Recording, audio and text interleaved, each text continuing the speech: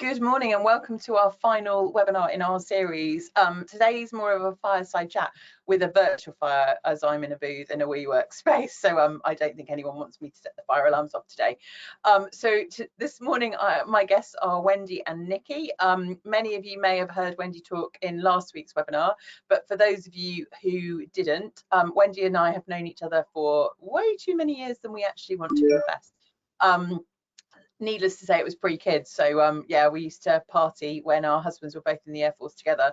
And Wendy, I have had the pleasure of working for, as well as working with, during her time running Tots to Travel. So I'm going to hand over to Wendy so she can do a little intro for those of you who don't know who she is. Hi everyone, and thank you for joining us. So yes, as Vari said, I've known Vari for a long time. My eldest is over 20, is 20, so that sort of gives us some kind of number. We worked together at Tots to Travel, which was a travel company I set up to focus on families with small children and babies, and that was a fantastic ride, obviously until COVID came about. Then during COVID we closed the business, and I went into work at Thomas Cook, working on the senior management team and head of product development. Having come out the other side of that, my husband and I, and then a third person, have started a business called Impact Resilience, which is all about how you make your business really strong. How do we make Britain's businesses more resilient? And I think that's really clear as you look outside and watch the news to see that that's something that's really critical. So Vari and I came up with the idea of doing this webinar series because we really wanted to do something that gave something back, that focused on the areas that we felt were really key to resilience. And of course today we're talking about probably the biggest one. It was the second most important one on Noggin's business continuity report recently, and that is to do with mental resilience. And there isn't anyone better at this subject other than Nikki Owen. So I am just so thrilled. I've known Nikki for 4 years or so and have done a lot of work with her myself, so I can be a personal advocate for what she's up to. And if you're really looking to understand how you keep your brain together and how you keep it together over the next probably decade, I would imagine, then listening to Nikki's words of advice are really key. So Nikki, welcome. We're so thrilled to have you here. It's lovely to be here. I figured out the technology. I can meet you, I can see you. I don't know whether I can be heard, but yeah, I'm really excited about this. So I'm always, really keen to share tips and tools to help people in this really challenging situation right now. We're in a crazy world right now. Well, I mean, I think it's nothing short of a mental health crisis, really, isn't it? And I think even those of us that feel we're keeping it together are perhaps not that far from the edge. Is that your experience with the clients that you work with? Well, I think so many people have become so adept at being able to push what they're feeling down, and this is part of the problem.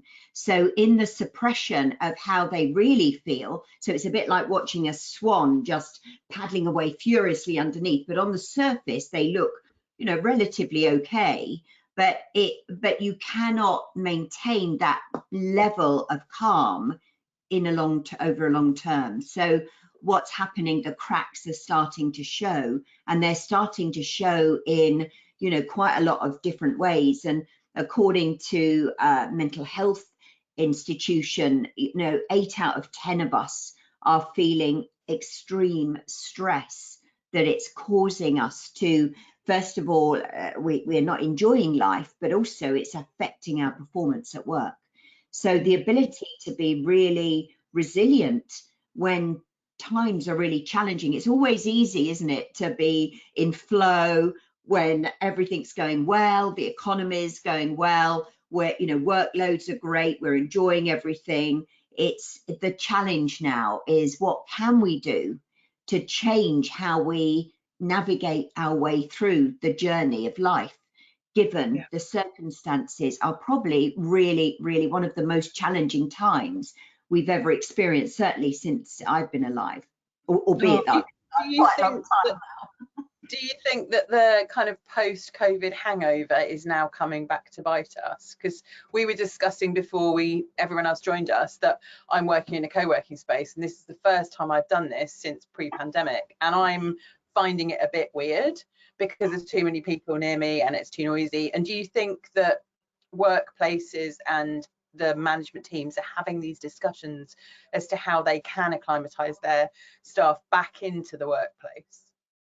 Well, I think there's two issues here. First of all, that everything's changed. So there's that adjustment to getting used to the new ways of working. So that's one aspect.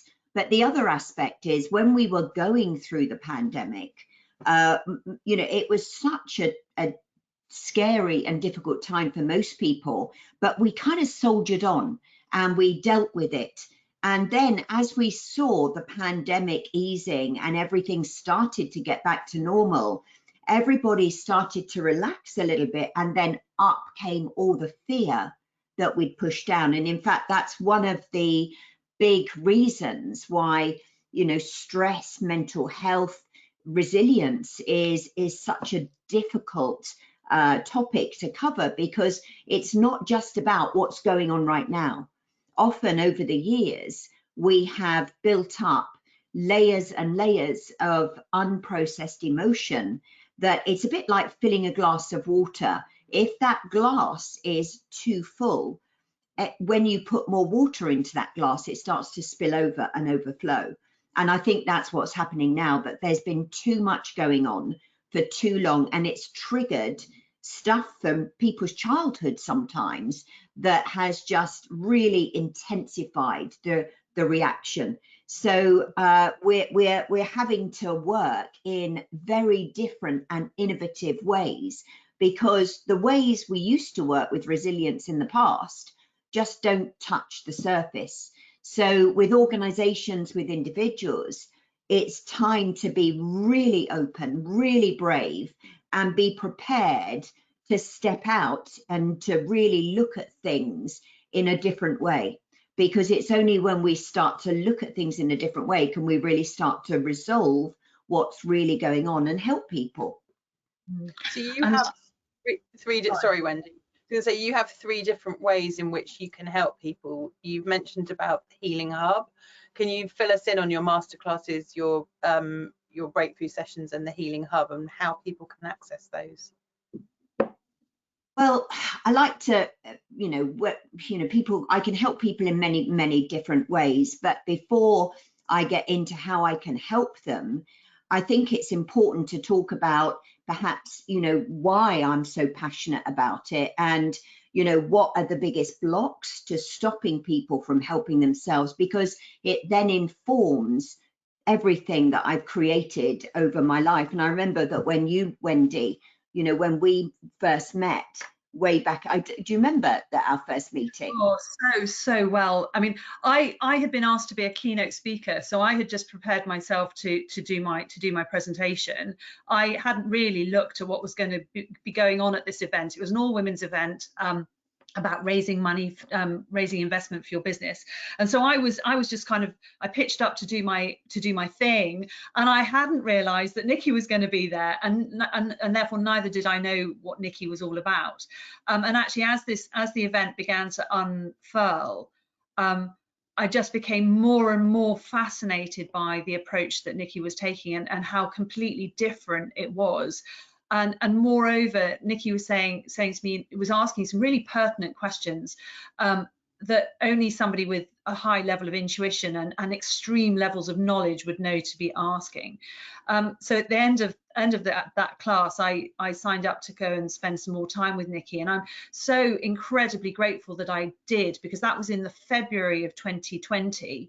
And I remember as I got back on the train, I was listening to the news. I mean, I was pushing down, I was sort of suppressing my fear at that point about the pandemic that was coming out of China, and particularly at that point, with regards to the travel industry, because of course at that point Italy was already beginning to close.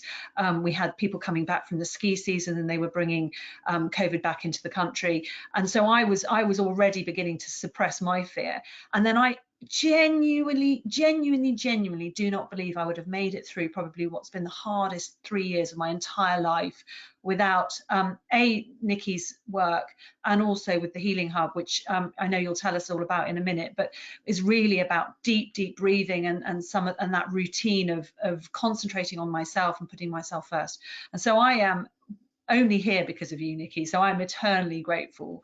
And I think your work comes from your own incredible story. Can you tell us a bit about that?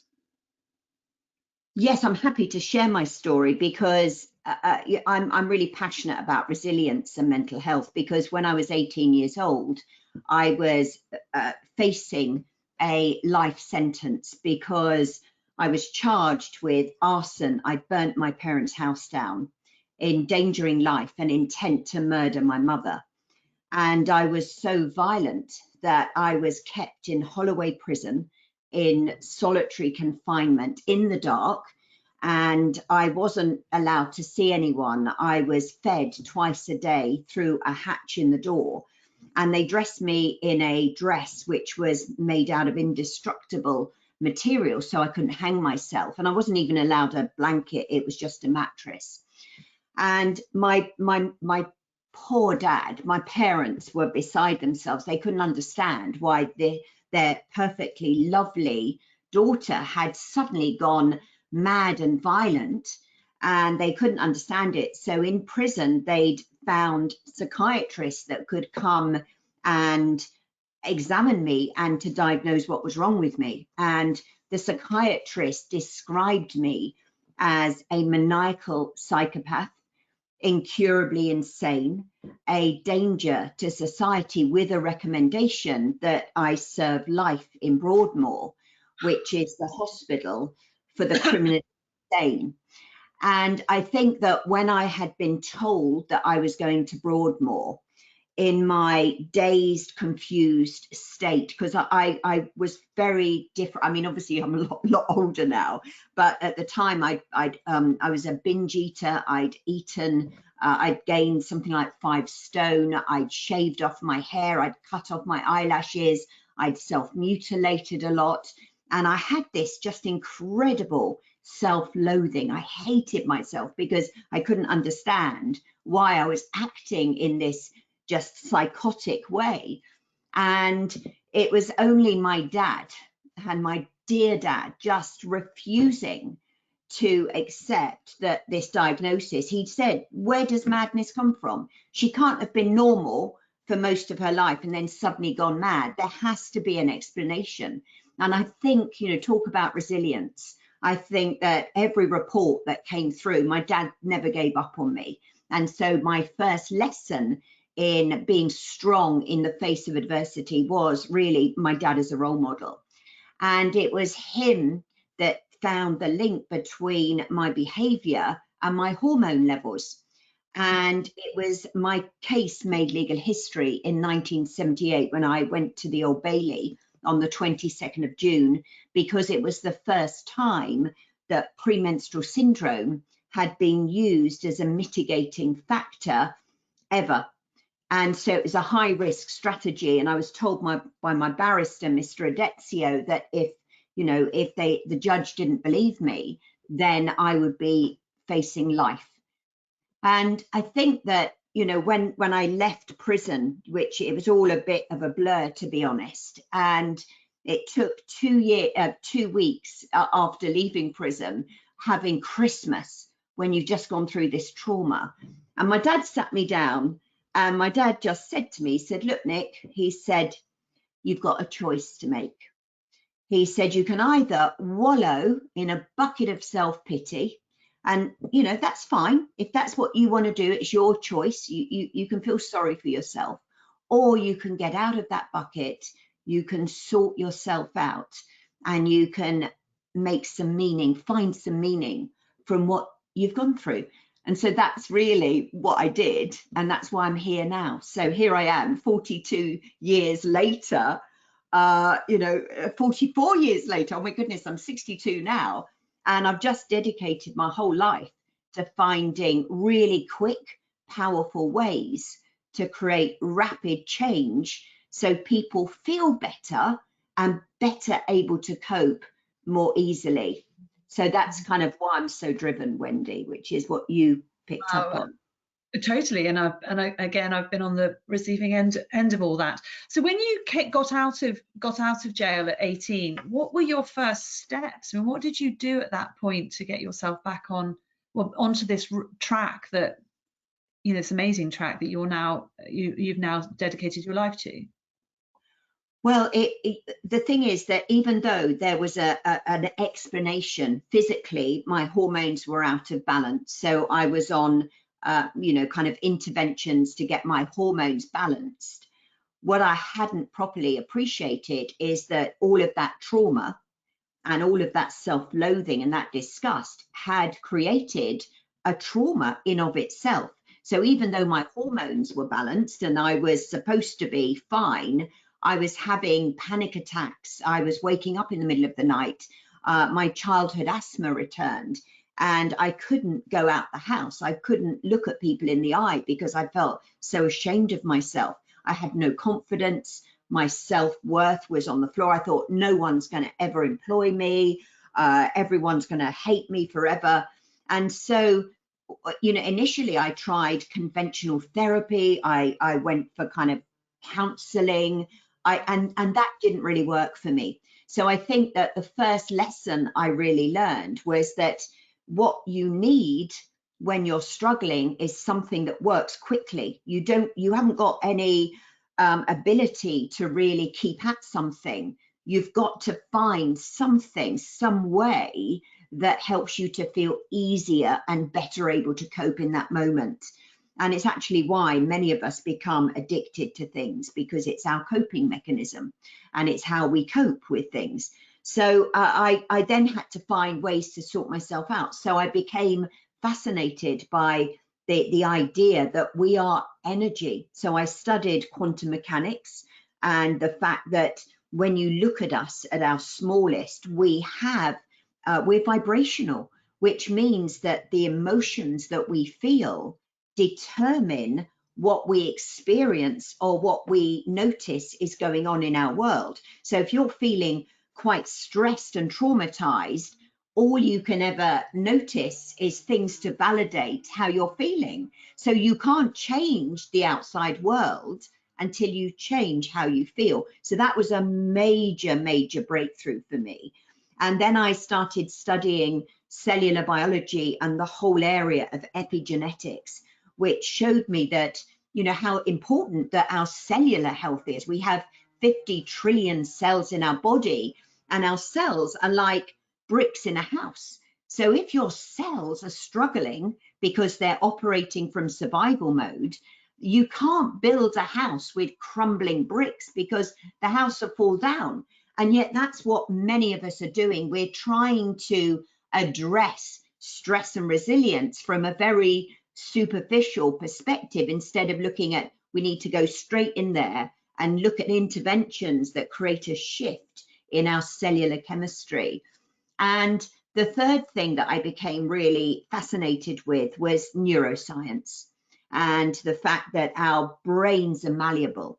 So that when, most of the thoughts that, with the three of us are having, right now, we had last week, we had last year, we're creatures of habit because we form neural circuits that if those neural circuits are strengthened by the same thinking, then even when you're not going through a bad time, you've established negative self-sabotaging neural circuits that make it really difficult to think positively. So I realized right from the off that I had to find a way of changing my own cellular chemistry. I had to find a way with changing the way I feel, and I had to find a way of changing the neural circuits in my brain. So that was really that whole thing I've just explained took about 10 years until people would meet me and no one would think I'd ever be described as a maniacal psychopath and violent. They would be shocked. So I myself out, you know, that way. It's so true. I look at you and every time I've heard that story so many times now, and I look at you and I cannot see that person. I cannot see that 18-year-old in you now. That story is just, it's almost like happened in another person.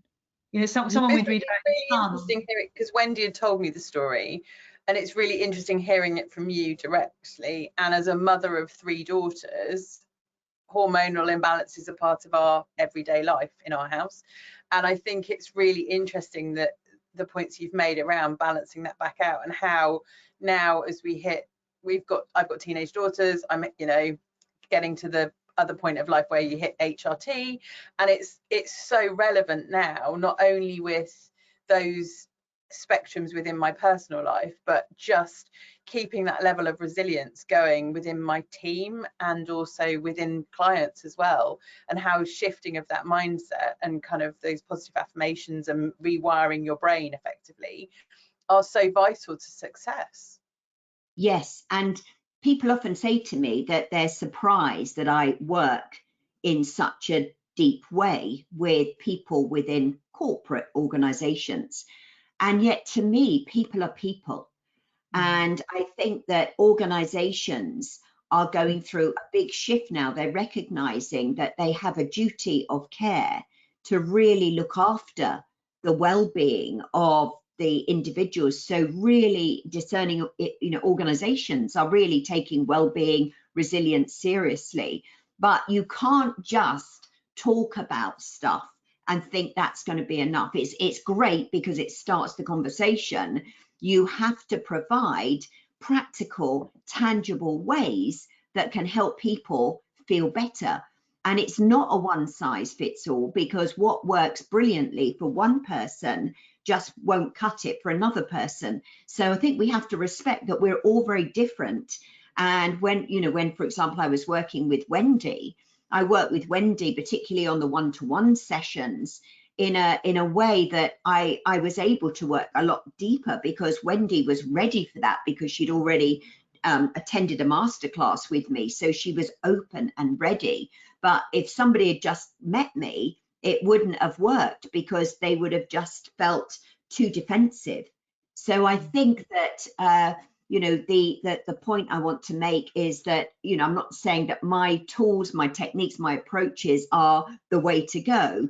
It's about, though, being brave to say, let's embrace something different. Let's trial something that, even though it feels a bit out there, or, you know, it's stretching us a bit out of our comfort zone, that's exactly what organizations need to do. They need to be brave enough to try something that will really make a tangible and instant difference to how people feel and their coping ability.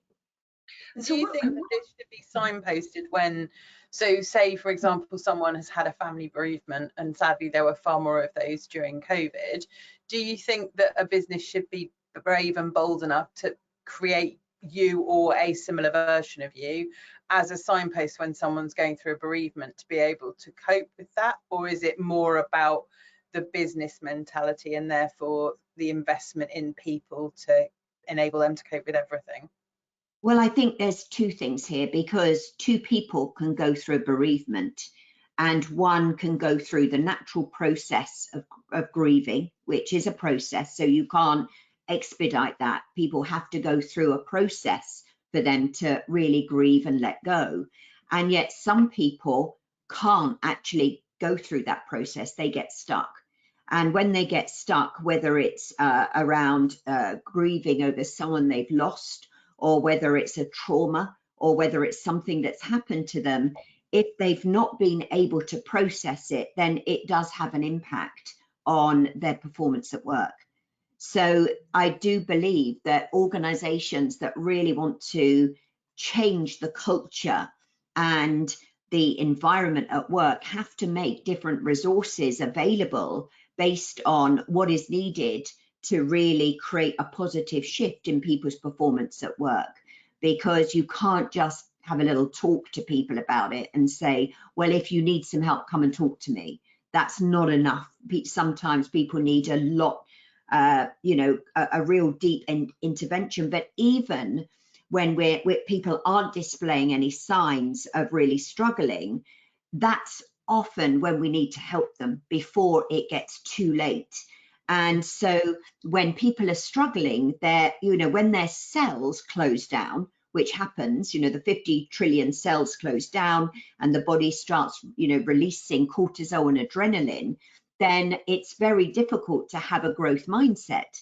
So if you know, right now, organizations need to be absolutely at the top of their game. So if you've got people in defensive, protective mode trying to survive, they're not going to make advances. They'll be too busy in protection mode.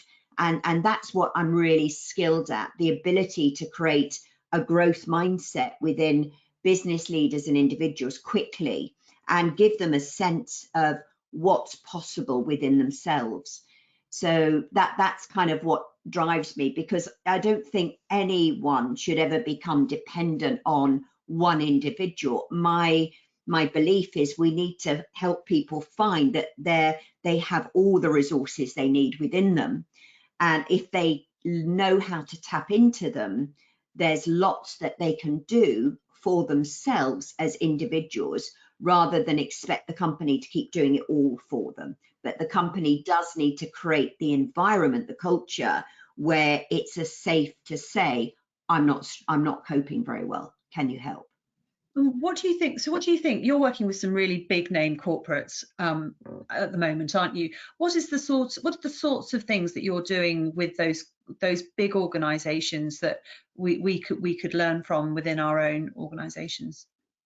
So I often work with the top teams initially, because you cannot have a top team that's not embracing the importance of well-being. And also if the top team, the leadership team or partners within organizations aren't operating, you know, from a place of resilience and strength and power and optimum health and well-being, then that's going to have a massive impact on the organization. So I usually do masterclasses where I can give people an experience of how quickly change is possible, because you don't need to take ages to create change. That's something that really excites me. I like to have change experience quickly, and that works really well in a masterclass because it's easier to create the conditions where people feel safe to have a go at something, and then they experience for themselves, wow, that feels great.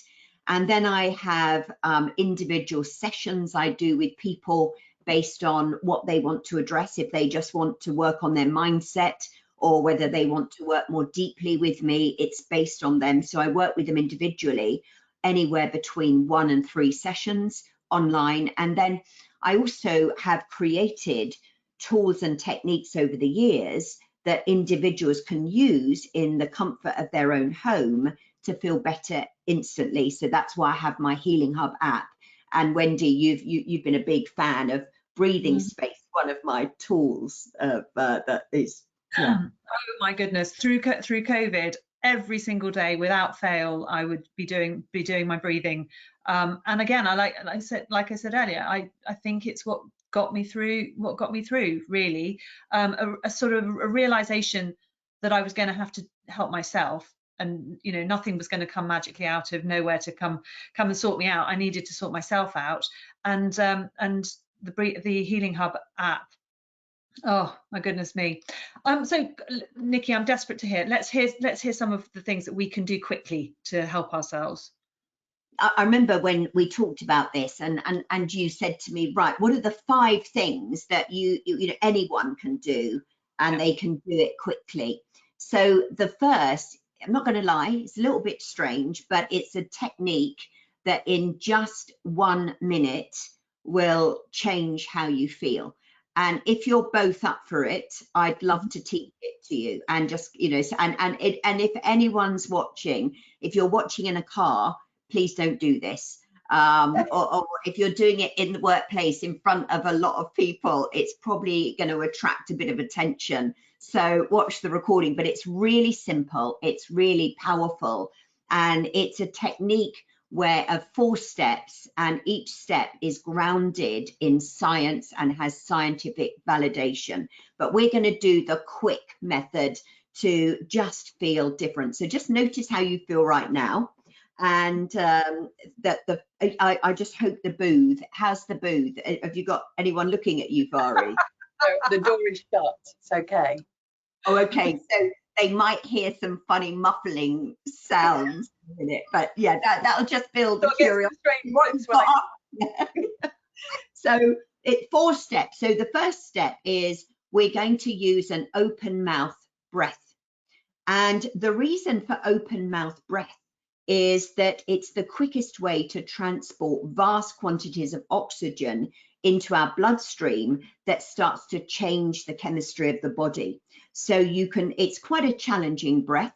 It's not necessarily easy. If you've got some water to hand, might be worth having a quick slug of water. And make sure you always do this sat down or laying down, because you can feel a bit dizzy. So step 1 is you open your mouth and you do 5 deep breaths in. So take a deep breath in.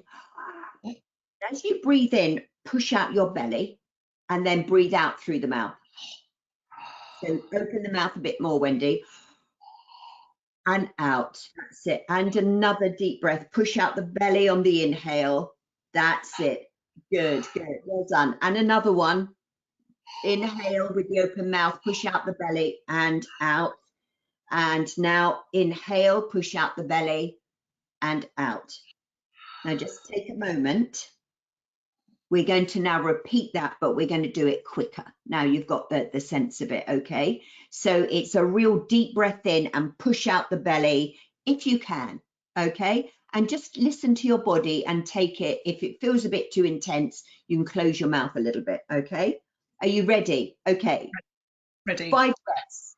Deeply in and out. Deeply in and out. Bit quicker, Vari. Deeply in and out. Even deeper, Wendy. Deeply in and out. Deeply in and out. Great job. How did that feel, by the way? Just that step 1. How are you feeling? Anything? Quite a lot to process. Well, you can't really process because it's just you can feel a bit dizzy. You might have a bit of a dry throat. You might feel a bit of anxiety comes up, which is normal. So step 2 is where you take a deep breath in and you hold your breath with your mouth closed and your shoulders relaxed for the count of 10. 3, 4, 5, 6, 7, 8, 9, 10, and exhale. Step 3 is the weird step because we're going to mimic a neurogenic tremor, which is used by mammals to release cortisol and adrenaline from their system so that they can be more present. And it's very normal to yawn. So yawning, needing to wee, feeling congested, maybe feeling a bit tearful are all indications of some sort of release going on. So a neurogenic tremor is what children use. If you've got young children, you'll have seen them have temper tantrums. So you're going to pick up your fists, relax. I didn't tell Vari about this, Nikki. Okay. Then you're going to really fast shake intensely, relax the jaw. And we're going to count for 10 faster. And so it's speed and intensity. 1, 2, 3. Come on, faster, Vari. 5, 6, 7, 8, 9, 10. Relax. Notice the 5. And then step 4, we're now going to put in some affirmations. It's absolutely fine to yawn. It's part of what happens because it's just releasing stuff that we haven't processed. Is you put your hand around your left wrist, bring it to your chest, close your eyes, and just repeat to yourself in your mind after me, I am safe. I am calm.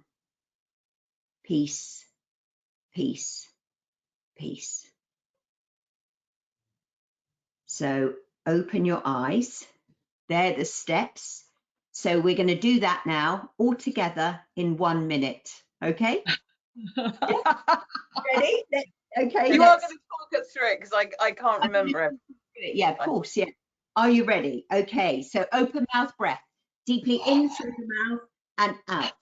Deeply in through the mouth and out. Good. Deeply in through the mouth and out. Open the mouth a little bit more. Open the mouth and out. Deeply in for the last time and out. That's okay, Vari. Now take a deep breath in and hold your breath. Close your eyes. 3, 4, 5, 6, 7, 8, 9, 10. Exhale. Open your eyes. Bring up your fist. Pummel. 2, 3, 4. Relax the jaw. 5, 6, 7, 8, 9, 10. Hold the left wrist. Close your eyes. Repeat in your mind, I am safe. I am calm. Peace, peace, peace. How do you feel, Vari? First of all, a little bit of an idiot. And the booth moved. So that was highly amusing. So I dread to think people are thinking outside. But I do feel calmer. I feel like I need to yawn a lot. Excuse me. Yes, but that is the body's way of you releasing old unprocessed stuff. Yeah. And that's what often happens. Some people get congested. Some people get a little bit emotional. Some people need to have a wee. So it's the body's natural way of then releasing old unprocessed emotions that we might have pushed down. So that's the first tip. Can I ask you a question? How often should you do that? Because obviously everything comes with limits, and yeah, do I need to do that once a day? Do I need to do it twice a day? Well, first of all, it's a great way to start the day. So if you're stretched for time and you can only spare a minute to your own self-care, so I would do that to start the day, because you start the day then in a great space, and then whatever challenges you've got in that ahead of you, you feel much better able to cope. If you're feeling a bit, frazzled at any point of the day, go to the loo and do it in the loo, because it's a minute. So do it whenever you feel a bit full of emotion. There was a great article in I think it was the Independent yesterday, about why more women are angry. Women are getting angrier. So this is great for anger. This is great for panic. This is great for stress, but it just sets you up quickly. I'm not saying it's a be all and end all, but you can feel the change, can't you? It's worked deeply. I definitely feel like I need to blow my nose. Yeah, great. Have you got a tissue? No. So No. I'll just crack on until we finish, and then I'll sort myself out. Sniff. I didn't come armed with the toolkit of tissues and everything else in the booth. I think we were just going to have a little chat then, Vari. Yeah. I'll sort myself out later. So you weren't told about the other bits. No. So, yeah. So the other thing. I feel very ill-equipped even. Yeah, well, you're not, because you're resilient. And so the second thing I wanted to offer to people, that if they're open and they really do want to release some stuff, and I'm offering a free breakthrough session for everyone that's here and for anyone that's registered. So if you're watching the recording, it's on Monday this month. I think, is it Monday? Yeah, this Monday, the 12th at 7 o'clock, we'll be sending out the link. And this blends a lot of my techniques. No, you won't see each other, you'll just see me, but I'll guide you through a really deep session that gives you the chance in the comfort of your own home to really just let go of perhaps some of the things you've been holding on to from your past in a very gentle way, so that afterwards you feel lighter. So that's a gift from me to you, if you feel that you'd like to experience that. If you are open to it, it's not something that that works in a process-driven way. It's based on the feelings, and it helps you to go deeper into yourself to really feel the levels and the layers of emotion that you're perhaps holding on to in your body. So that might be something that would help you, particularly in the run-up this time of the year. The other thing I'm a big fan of is number 3. If you've got Spotify or YouTube, find some theta binaural beats and download them and listen to them through headphones. Now, binaural beats, I've been working with binaural beats since 2008. And binaural beats are when you play 2 tones of similar frequencies at the same time in both ears, and your brain perceives a beat, which is called a binaural beat.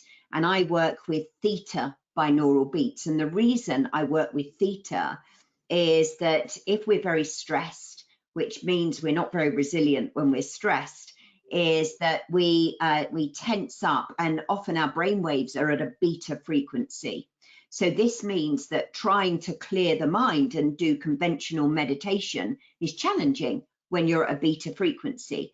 So beta binaural, binaural beats that are theta will actually entrain your own brain waves into a calm meditative state within a really short space of time. And I use that within all the tracks and tools I use in the healing hubs, because it's such a game changer. It means that you can access a calm state quickly.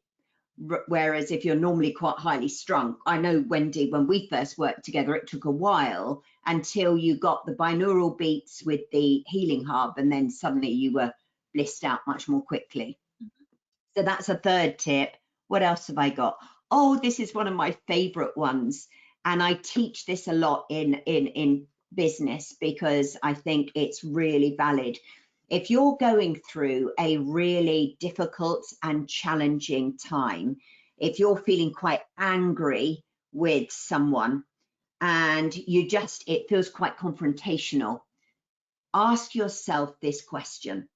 This question is the most powerful question you can ever ask yourself. And that is very simply, what would love say?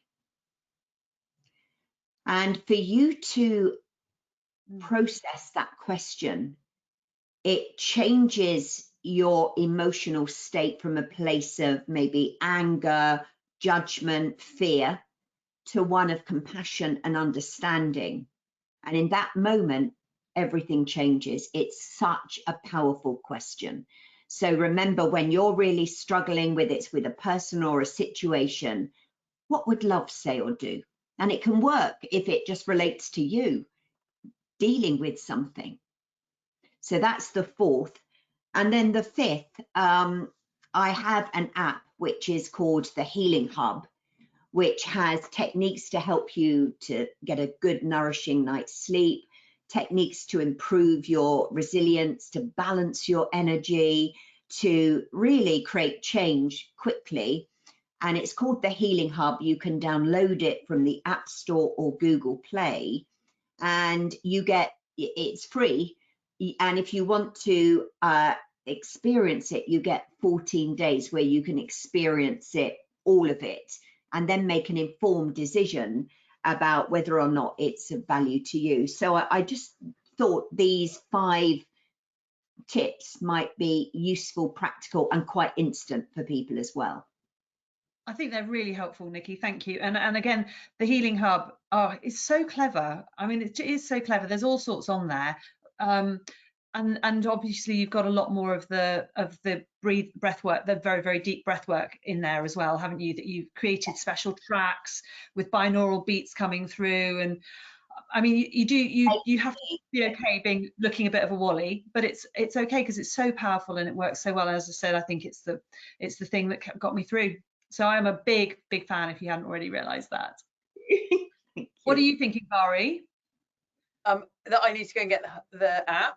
obviously, when I finished in here, and just waiting to see what the faces look like the other side of the door when I walk out.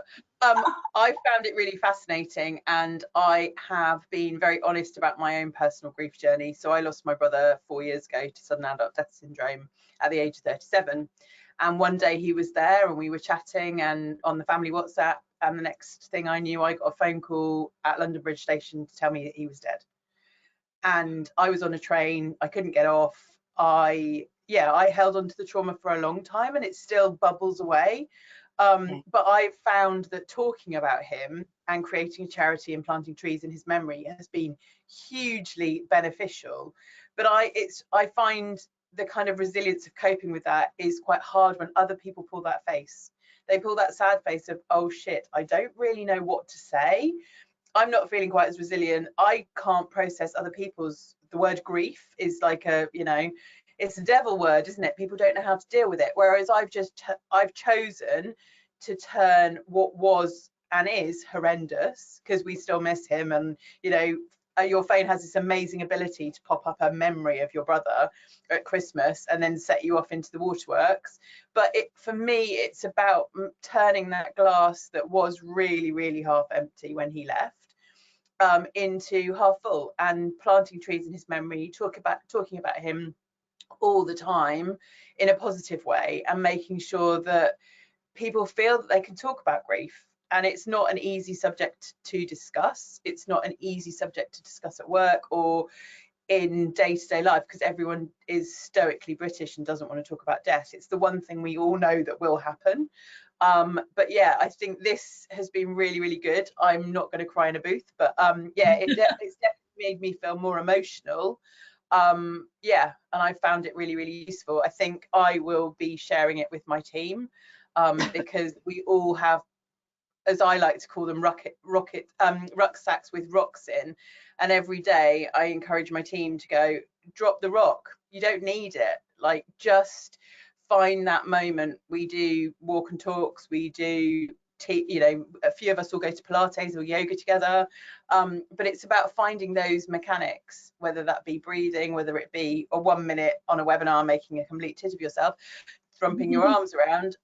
It's about finding those tools that help you be the best version of yourself. So, Nikki, talking about teams, I've always been really a bit conflicted about how much we should do with our teams, because clearly I've had a very esoteric route, and I do some quite esoteric things, and I'm very comfortable talking about that. But how can we support our teams in getting onto a journey that serves them better? Because obviously they're adults, we can't do it for them. So what can we do? So I think actually Vari has kind of touched on it, the fact that whatever an individual is feeling. So for example, Vari gave that example when she talks about her brother, and she often experiences that it can trigger grief or a feeling of discomfort or awkwardness from other people. This is emotional contagion, and there's been lots of research that's been done on emotional contagion. And I wanted to, it's funny, I wasn't going to mention this, otherwise I'd have got some apples to show you. But I did a lot of work using apples on emotional contagion. I know it sounds a bit crazy, but apples contain about 60% water, which is the equivalent to an average adult. And what you do, you take an apple, you chop it into 2 halves, you put half in a jar labeled love, you put half in a jar labeled stress or grief. And for 2 weeks, whenever you feel that negative emotion, you just imagine sending it to the negative apple. When you feel a positive emotion, you send it to the positive apple. And most people doing it will create a visible difference in the rate of decay of their 2 apple halves. I'll tell you what, Wendy, I'll get you to send a link to my Big Apple Experiment page on my website, because I'm quite well known for it in the media. And it's not a scientifically controlled experiment, yet it does show you the power of our emotions on other people. So the first thing is, we as leaders have to be in the optimum place first, and that is already helping our team.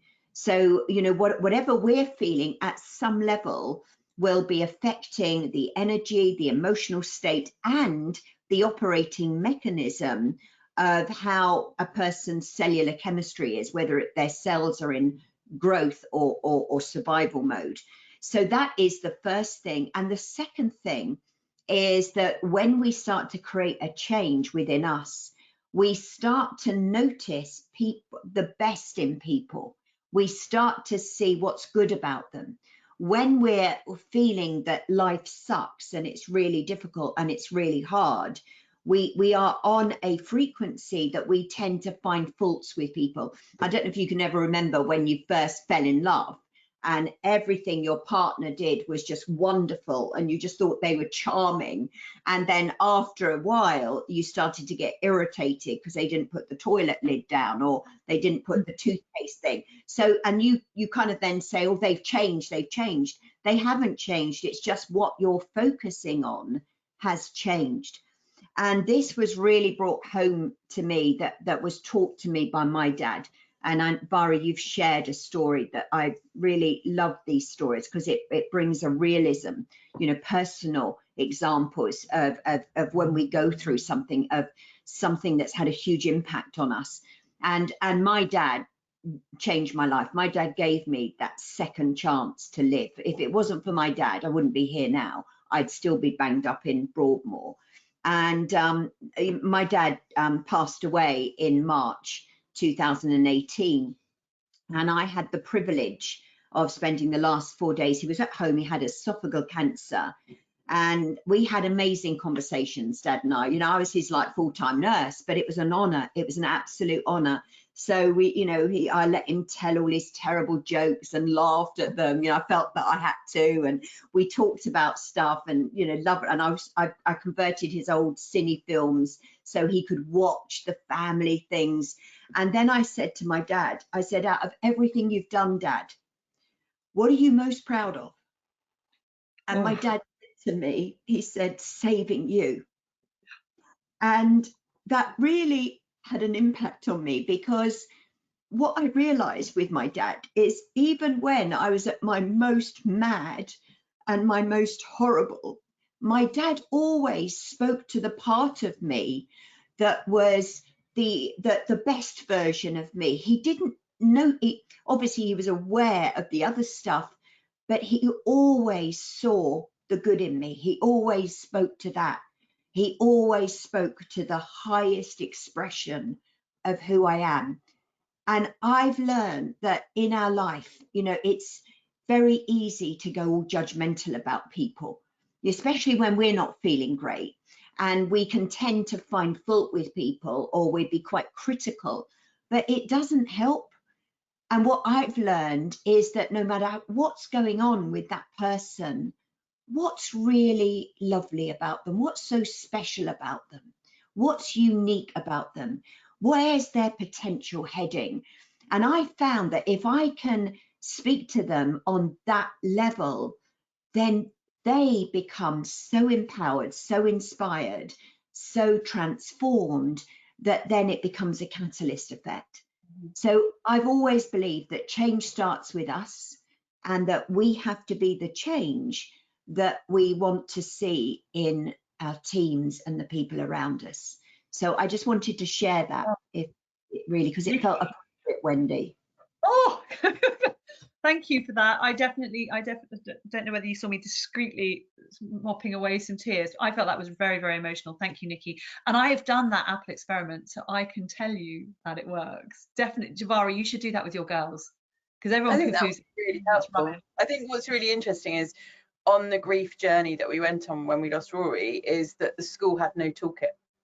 So I then found some tools that helped us. A charity called Winston's Wish, you've got this amazing book, which we did with the younger two, but there was no toolkit. So I wrote the toolkit and gave it back to the school. But actually this apple thing, they would find fascinating.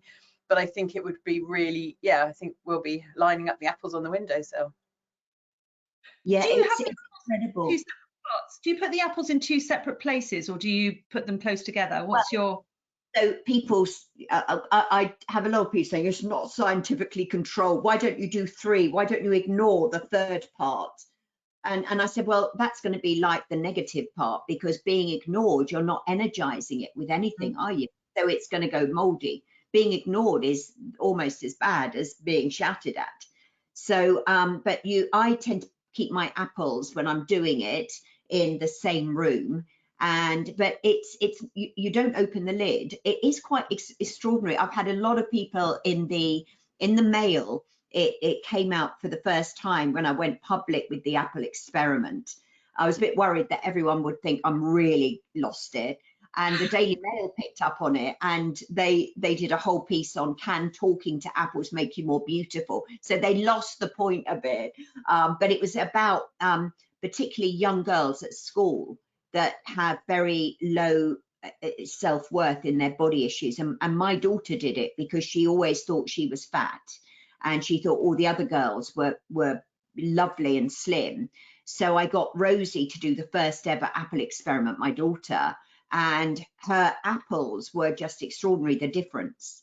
And for children, you know, when you think about the rise of self-harm, you look at the fact that the anger in young boys, the frustration, the feeling judged, because in school, you know, we've got people who are at the top of the class and people who are at the bottom of the class. And therefore, if you're at the bottom of the class, what does that mean? You know, so, you know, the very way schools are structured is going to create some emotion for children. So when they start to see the impact that they're having, you know, it's like if you bully someone, this is what you're really doing, not just to them, but it's also you're holding that bullying, you're bullying yourself, because you cannot judge someone else and expect that it's not going to damage you. And the Big Apple experiment is just such a cool way, and it's an inventive way. So there's a video how to do it. It's a bit kind of strange, but kids love it. But kids often feel sorry for the bad apple, and then they secretly send love to it. You'll be amazed. It really great conversations. It's a great thing for schools. But it's a good Christmas holiday activity as well, isn't it? Just to kind of out there. Yeah. Oh, Nikki. I feel truly enlightened from my booth in Cambridge. Yeah. Thank you so much. I mean, I knew that this was going to be emotional. I knew that it was going to push up. Warn me, Wendy, though. Thanks for that. I think it's because it's all really normal for me that I didn't think it was. I'm so used to it now. Yes, it's that people often. I am feeling a little bit more wobbly than I was before I came in here. Yeah, so if I could make a suggestion, that's because that some of the techniques have triggered some stuff. So before you leave the booth, when you're not in front of other people, just take a moment to just take some calming breaths. So just take a breath in through the nose and out through the mouth, and just put your hand on your heart and just honor the emotions, validate them, because whatever you're feeling is actually coming up for releasing. So it's a good thing. It's a really good thing that you're feeling a bit wobbly. So if you just acknowledge, I'm feeling this, I'm feeling that, put your hand on your heart and just breathe and accept it, surrender to the emotion. But if you were able to visualize the emotion, it's actually coming up and out. And that's a good, you're emptying your glass, and your ability to cope has just increased. Nikki, honestly, we need all of you in our lives for sure. So let me just go back over your tips. That quick release in less than a minute, the deep breathing, the breath holding, and then the pounding. We've got our special group session, which Nikki's so very kindly doing for us on Monday, and the link will be in the notes. Listen to binaural beats on YouTube or Spotify, that's particularly in the theta waves. When you're overwhelmed or feeling challenged, ask yourself, what would love do in this situation? And the one I can't encourage you enough to do is to download the Healing Hub app. and take your 14 days and see where you end up at the end of that. Oh, Nikki, thank you so much. It's just so wonderful, and I really think there'll be a lot of people listening to this thinking that they need to do something to look after themselves and put their own resilience at the top of their own agenda. So thank you as always. Vari, have you got a last word? I just want to say thanks to everybody who's made the last 4 weeks worth of webinars so much fun. Watch this space, because Wendy and I are hatching some plans for 2023. And Nikki, thank you, because you've given everyone the best possible Christmas present and gift to themselves to make 2023 even more positive and successful. There is a lot of talk about the turbulent chapter we're in, but actually I think we're stronger together. And we're even stronger if we look after ourselves. So these are tools to make 2023 a successful year. It's not going to be without a few muddy puddles along the way, but yeah, we are stronger together. We will come back to you with other webinars for 2023. And thank you so much. Please share this with your friends, because this is really powerful stuff. And thank you all for joining. Thank you. Bye-bye, everyone. Bye-bye. Bye.